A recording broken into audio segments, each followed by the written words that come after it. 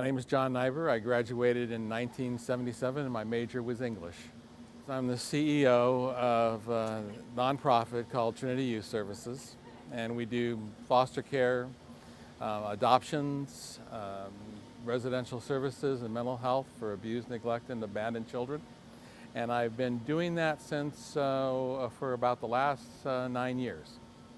What I enjoy about my job is the variety, and that I get to do a lot of communicating, especially in writing. I graduated in '77, and the following year I took a year to get my teaching credential, and then I taught for 5 years. It was a great experience. After that, I came back to Cal State San Bernardino, and I got my master's in education administration. I became an assistant principal and a principal and assistant superintendent, and then after that I left public education and I was consulting, and then I was offered this position with this company called CalPay Schools that operated non-public schools.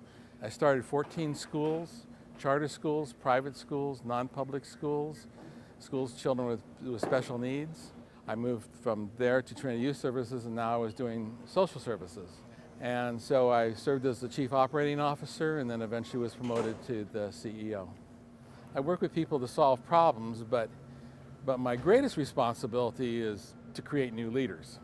I often tell people that if it wasn't for Cal State San Bernardino, I wouldn't have been as successful as I am.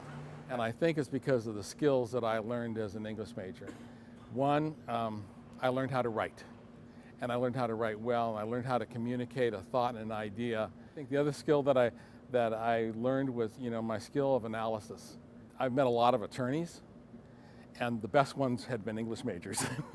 And my ability to analyze and get to what those words mean, because words are important and they have meaning and they're specific. And so I think being able to do that has really served me well. My advice to current English majors is just don't think that the only option is entering teaching.